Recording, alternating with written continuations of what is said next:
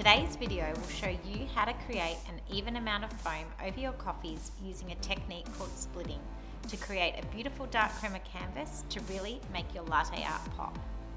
The technique we use when pouring our coffee can have a huge effect not only on the look but the flavour of our coffees. It's not just as simple as pouring a beautifully textured milk over your espresso base. Here I have 2 espresso shots ready to go, and I've textured enough milk to make 2 lattes.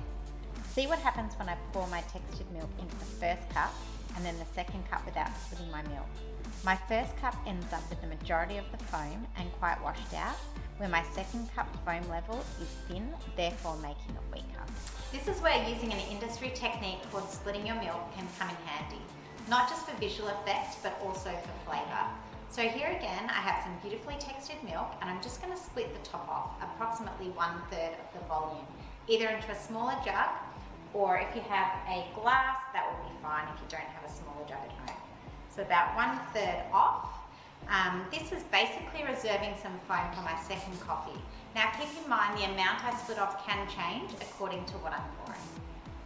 So pouring technique is now important as we want to bring the crema to the surface, which will not only make our coffee look great, but also make it taste great too. I'm going to start high with a slow flow, making sure my milk isn't touching the sides.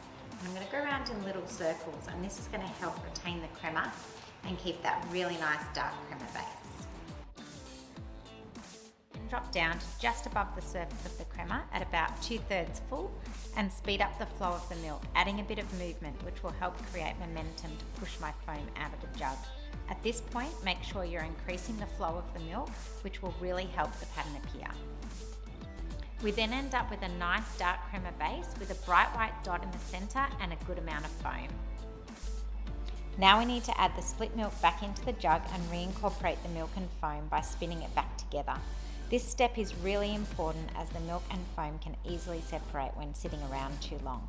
If there are any small bubbles, just tap them out. Now I'll follow the same technique to pour my second coffee. We now end up with 2 coffees with the same amount of foam that look great. Perfect this technique and you can then start to try some different latte art techniques.